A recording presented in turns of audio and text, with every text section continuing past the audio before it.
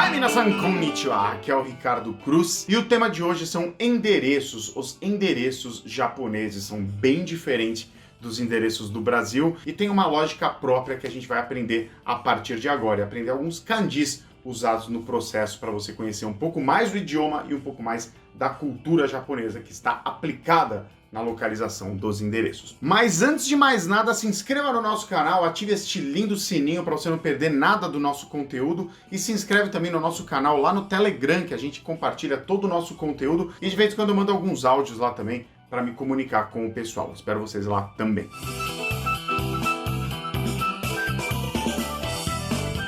Bom, endereços no Japão é uma coisa que é confusa para muita gente, até mesmo para os japoneses em algumas situações, né?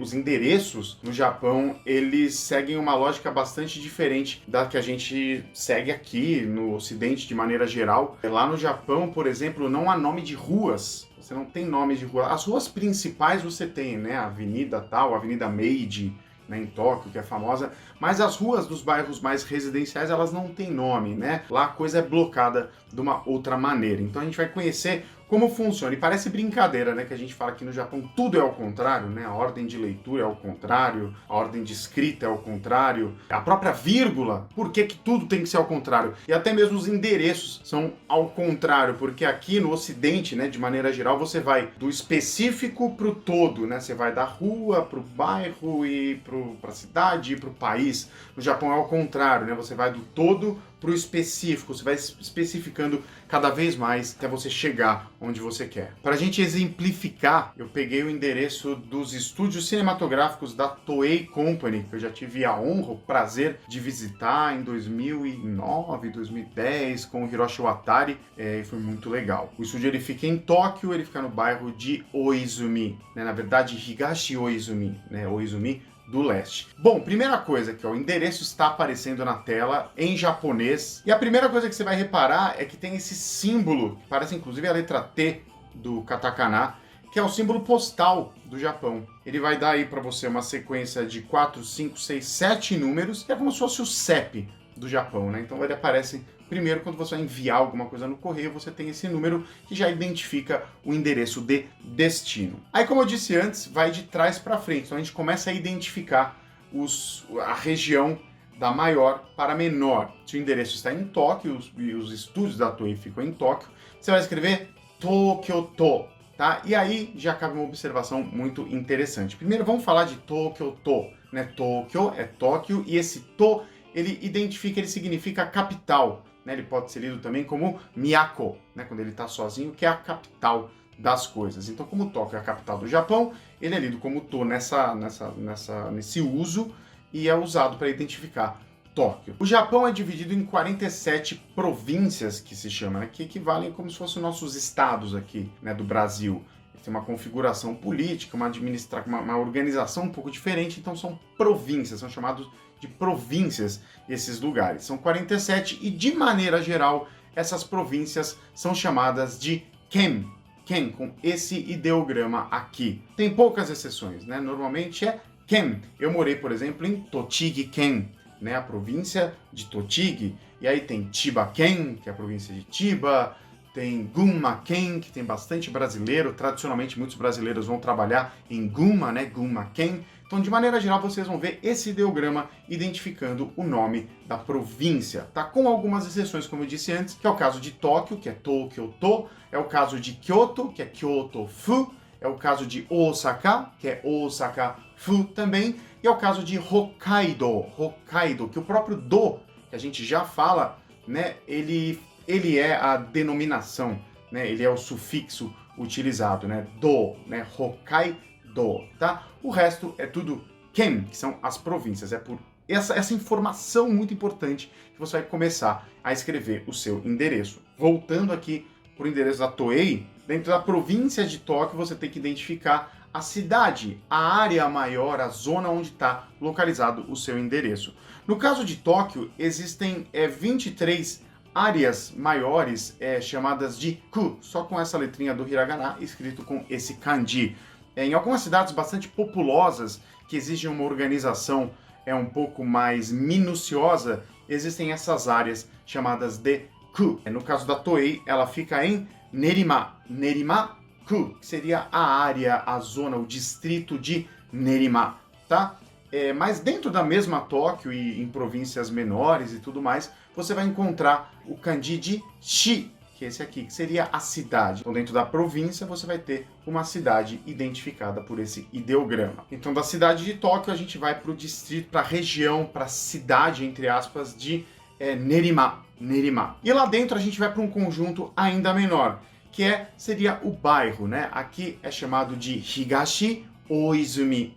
Higashi Oizumi, tá? Oizumi é o nome do bairro, Higashi significa leste, então é Oizumi do leste. E quando você entra em bairros, é muito comum você ver esse ideograma aqui sendo utilizado, né? Cho, que pode ser lido também como machi, que dá uma ideia de cidade também. Cidade ou bairro mesmo. Então, muitos dos bairros vão ter o seu nome e depois a marcação cho depois, tá? Bem comum. Em muitos outros casos, ele não aparece, é simplesmente o nome do lugar, como é esse caso aqui, Higashi Oizumi, tá? Higashi Oizumi, que é onde fica a Toei. Muito bem, então a gente está no conjunto já do bairro, né? Um conjunto ainda menor lá dentro. Aí que começa a parte bem específica do Japão mesmo, né? Eles contam blocos de quarteirões a partir do centro da cidade.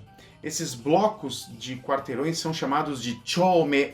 Chome, é uma identificação de cada bloco, né? Você tem o Ichome, Nichome, Sanchome, né? O bloco número 1, bloco número 2, bloco número 3 e assim por diante. Uma curiosidade, esse cho, esse kanji cho, é uma unidade de medida que identifica mais ou menos uma distância de 109 metros. Então, a cada 109 metros aproximadamente, entre uma rua e outra, você tem um cho, né? Então 109 metros pode cobrir mais de um quarteirão, então vai ser aquele bloco todo de quarteirões, vai ser um cho, né? Cho-me. O me é um kanji que é usado para contagem específica, né? E cho-me, o primeiro bloco de quarteirões. Então, quando você tem a identificação do bairro, depois da identificação do bairro, você vai ver esses números, como está aí no endereço, né? No caso aqui, tem 2-34-5, né? O que significa isso? O primeiro número é a identificação desse chome, do bloco de quarteirões. Chegando a Higashi Oizumi, você desce do trem lá, vamos para Toei, né? Virtualmente. Você desce do trem, você vai ter que chegar nesse segundo bloco de quarteirões, o Nichome. Tem placas identificando isso, espalhadas pela região. Aí o segundo número, né, que aparece aí é 34. Isso é uma identificação do Banchi. Então depois que a gente chega no bloco de quarteirões, a gente especifica ainda mais e dentro desse bloco qual quarteirão especificamente é. É o quarteirão número 34, tá? Assim que você chegar no bloco 2, você vai no quarteirão de número 34 deste bloco, tá? E aí o último número é o Go, que a gente chama, né, esse kanji Go, que significa número, né? Então quer dizer, o quinto número seria o número da construção, o número da casa. Então seria a casa, a construção de número 5 dentro do quarteirão 34, que por sua vez fica no bloco de quarteirões número 2, no bairro de Higashi Oizumi, no distrito de Nerima, dentro da província de Tóquio. Tá? A gente vai dando um zoom específico. Mas como é que eu vou saber? Porque no Japão não tem nome, não tem número nas casas, nas construções, não tem número, é diferente daqui.